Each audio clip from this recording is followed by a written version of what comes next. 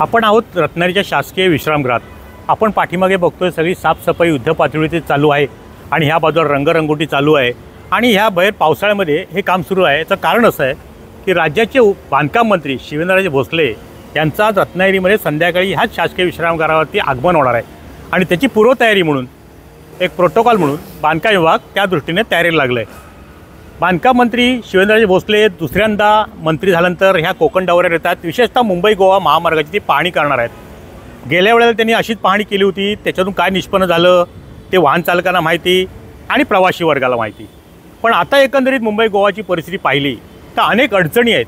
विशेषतः package number 6 आणि package number 7 म्हणजे आरवली काटे काटे वाकेड या दोन पट्ट्यामध्ये फार अडचणी निर्माण झाल्यात। दुसऱ्या बाजूला लांजामधला वाकेड असेल त्या ठिकाणची परिस्थिती असेल किंवा लांजा शहरातला विषय असेल किंवा आजूबाजूच्या तालुक्यातला विषय असेल, या ठिकाणी कुवे गावातलं भूसंपादन झालेलं आहे पण त्या लोकांना अजूनही पैसे मिळाले नाही आहेत। एकंदरीत सारासार विचार केला तर जवळजवळ कुवे गावातील जवळजवळ 20 लोकांना 200 लोकांना पूर्ण गावाचा मोबदला मिळाला नाही आहे। ते लोक काम करायला देत नाही आहेत। दुसऱ्याला शहरातला लांजाचा विचार केला तर तिथंसुद्धा काही लोकांना मोबदला मिळाला नाही आहे, ते पण 17-18 लोक आहेत।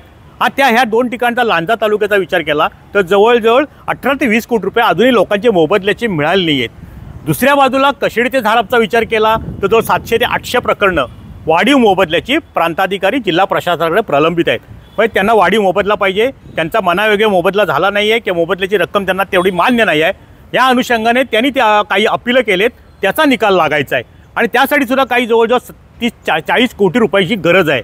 मग ह्या सगळ्या साऱ्या अडचणी असताना सुद्धा गेल्या 2 वर्षामध्ये रत्नागिरी बांधकाम विभागातल्या एकाही ठेकेदाराला एक नया पैसा आलेला नाही आहे। गणपती उत्सव तोंडावर आलेले आहेत। 1.5-2 वर्षात कॉन्ट्रॅक्टरने केलेल्या कामाचा जिल्ह्याचा विचार केला तर साधारणपणे जवळजवळ 200 कोटीच्या पुढे केलेल्या कामांचा आकडा आहे आणि ठेकेदार त्या दृष्टीने या बांधकाम मंत्र्यांच्या दौऱ्याकडे आतुरतेने वाट पाहत आहेत। कुठेतरी बांधकाम मंत्री आपल्याला दिलासा देतील का आणि या गणेशोत्सवात ती आपल्याला विघ्नहर्ता पावेल का, ह्याकडेच ह्या ठेकेदारांचं सुद्धा लक्ष आहे।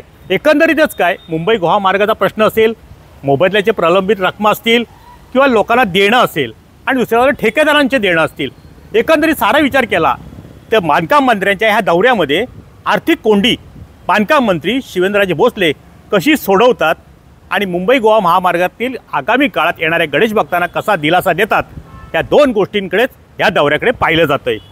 टाइम डिजिटल करता किशोर मोरे, रत्नागिरी। टाइम्स डिजिटलला लाईक करा, सबस्क्राईब करा, शेअर करा आणि बेल आयकॉन दाबायला विसरू नका। पाहत रहा टाइम्स डिजिटल।